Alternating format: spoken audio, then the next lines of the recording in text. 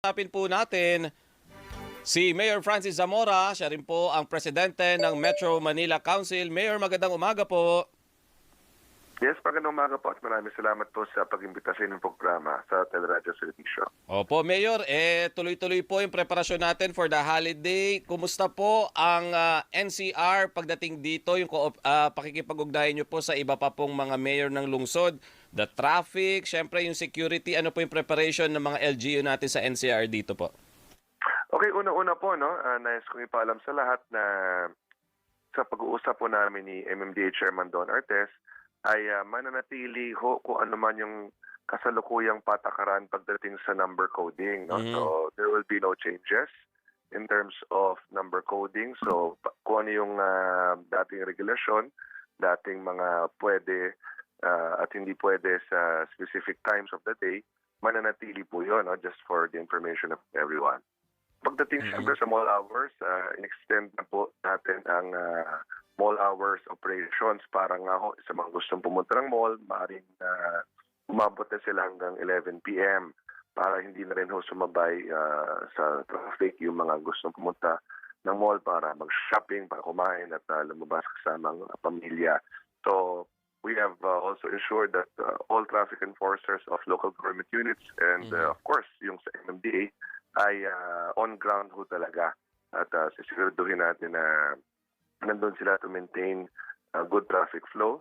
When it comes to peace and order, bilang chairman po ng Regional Peace and Order Council, nag-usap na po kami ni General Nartates, ang ating pinuno ng NCRPO, to increase police visibility, not just because it's Christmas season, pero dahil nga po sa nangyaring pagbobomba sa Marawi City. No? So, kailangan natin ng increased police visibility at naka-heightened alert po tayo ngayon upang siguraduhin na manatiling payapa dito po sa Metro Manila. Mayor, may rekomendasyon po ang DILG kaugnay po doon sa total ban sa mga paputok. Ano po ang pananaw dito ng Metro Manila Council?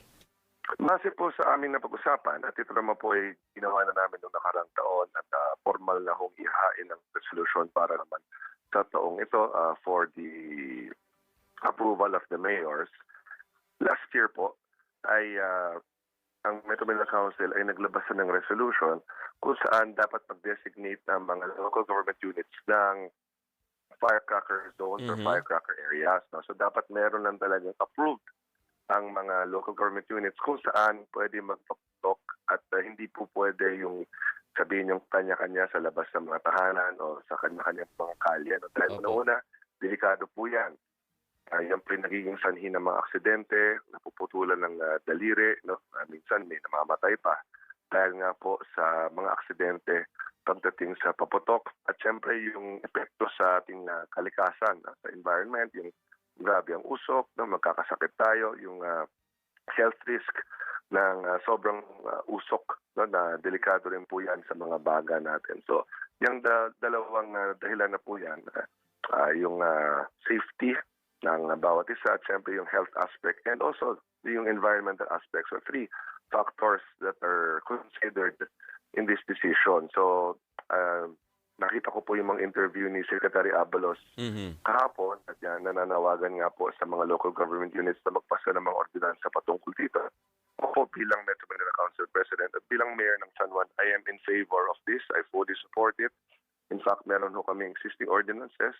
I just spoke with our Vice Mayor earlier and we will amend a little yung ordinansa to be more specific pagdating nga ho sa pagbawal sa kanya-kanyang mga bahay o kanya-kanyang mga kalye o mga barangay at magkaroon na lang ng designated firecracker zone areas, no?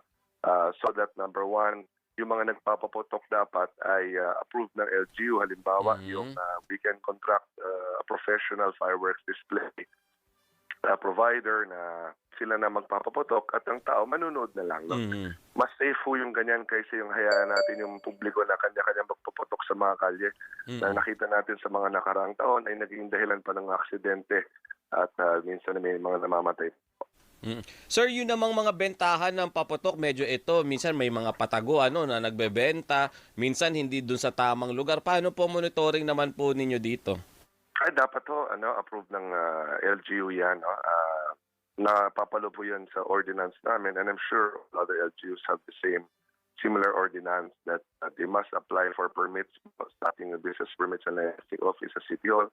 Kinakailangan ho ay legally operating ho yan. Pag mga illegal na nagbebenta ay pwede hong hulihin at may karampatang mga multa ho yan kung sakaling mahuli nga yung mga nagbebenta na walang permit.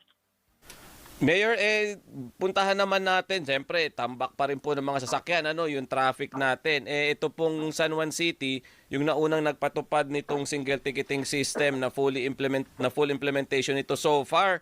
Simula po ng in-implement ninyo, kumusta po? Ano po, may mga naging problema pa po ba tayo rito na nakita, Mayor? So far, so good po tayo sa San Juan in terms of our single ticketing system. Tama po kayo, full implementation na po tayo sa San Juan. At base sa feedback namin na kukuha, very convenient nga po ang sistemang ito na para sa kalaman ng lahat ng nanonood at nakikinig po ngayon.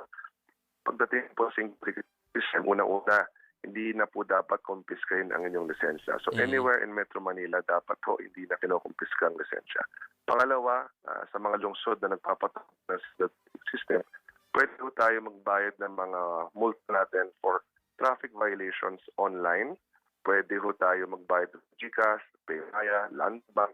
So yung mga online transactions sa digital payment platforms ay available para hindi na kayo kailangan pumunta sa City Hall para lamang magbayad ng multa. Pati po ang gadgets na hawak ko namin, ito po ang handheld gadgets from the MMDA na bigay po sa San Juan. You can pay through credit card or debit card on the spot.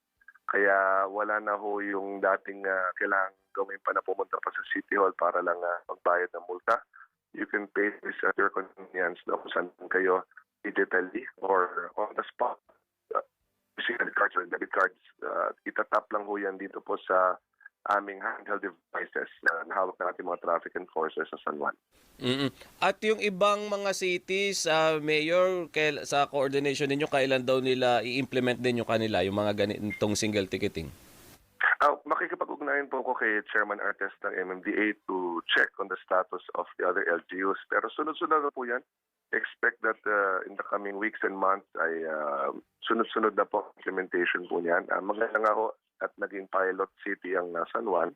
Dahil dito natin nakita ano yung mga kailangan na ayusin muna, kailangan i-improve. No? It's always nice to have a pilot first. Lalo na yung ganyang mga full rollout or full implementation sa Kamaynilan kung saan milyon-milyon po ang ating motorista. Mabuting na susubukan muna yung konsepto. At ito nga ho, nasubukan natin dito sa San Juan, nakita natin gumagana siya. So, the other cities now can adjust accordingly based on the results of our pilot testing. So, ako naman po bilang Pangulo ng Metro Manila Council, ay patuloy na nakikipag-ugnayan sa kapwa nating mayors at kung ano yung mga experience namin sa San Juan na sa tingin namin ay makakatulong sa kanila kapag sila naman ang mag-implement, yun naman po yung aming binabahagi po. Ayun. Mayor Francis Zamora, ang presidente po ng Metro Manila Council at syempre mayor po ng San Juan City. Maraming salamat po sa inyong oras, Mayor. Maraming salamat din po sa inyo. Tawag lang po po. Thank you, Mayor. Ayan mula sa mall, sa traffic, single ticketing, para kung mahuli kayo, hindi na kayo babalik ulit, di ba? Kasi kung bumalik tayo doon, dagdag traffic na naman doon sa lugar. At sa oras po na 8:59, bago tayo magtapos, batiin lamang natin yung mga nag-message sa atin, si Louie Basco, si Rani na nag-message kaugnay doon sa mga firecracker daw. At syempre, batiin